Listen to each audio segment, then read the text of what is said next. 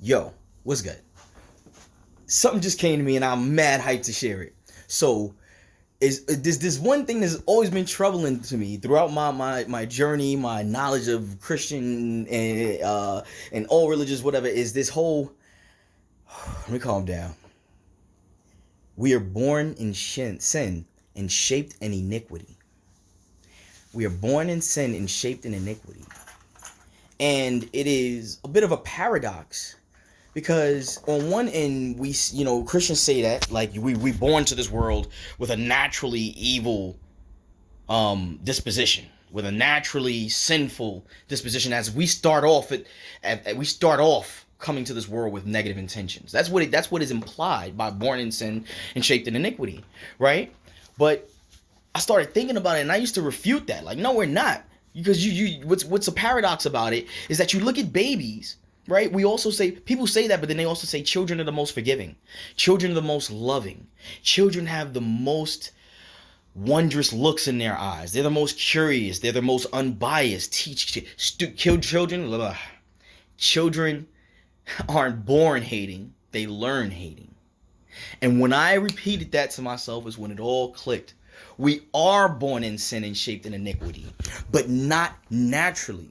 We are born into a sinful world and shaped by the iniquities of the conditions and the mentalities and the mind frames of the people around us, because that's what we learn. That's how we learn to react and respond in this world, by the immediate conditions that we are born into. So yeah, we are born into sin. And we are shaped by iniquity. The sin and the iniquity and the unhealed trauma that is not cleared out by the people who raise us, by our AKA our families, not just our parents, our families. These are the first people who teach us how to interact with the world, who teach us how to accept the world, who teach us how to deal and maneuver through it. So we are born in sin and shaped in iniquity, just not the way they would have you think. Just not the way the religion would have you think. You want me to, how does he know this? Oh. So scientifically, right? Scientifically, from up until the age of 7, the brain goes through different forms of development.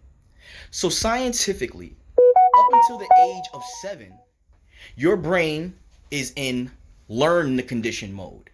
And what I mean that is it's operating on the theta mind wave, on the theta brain wave. And the theta brain wave is what you get in REM sleep, which means it's just really just record mode.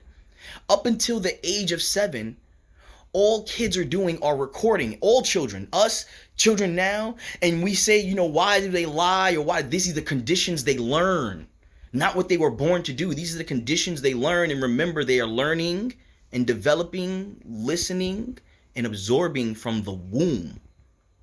From the womb, not from birth. Children are learning from the womb. Remember that. So at age 7, right, from up until age 7, the brain is in record mode. It is learning the condition.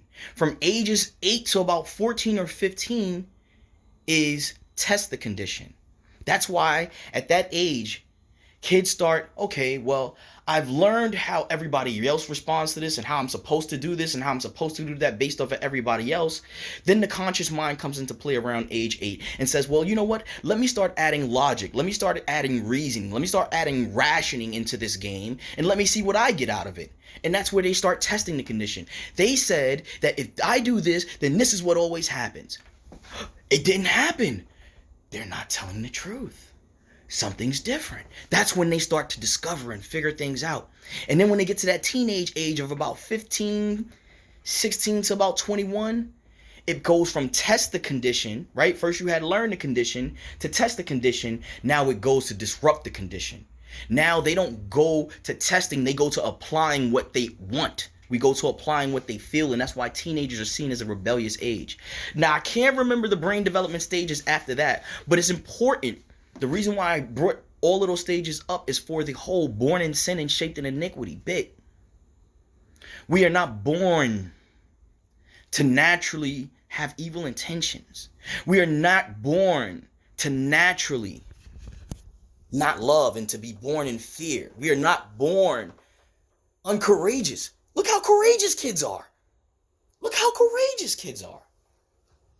So we are not born with all of these deficits or all of these things, these fearful, fear-based things that we have now, that we implicate and we allow to control and run our lives, decisions, actions, and thoughts. We are not those.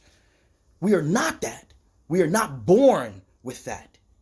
We are born into it, and we are conditioned by it. Born in sin, shaped in iniquity.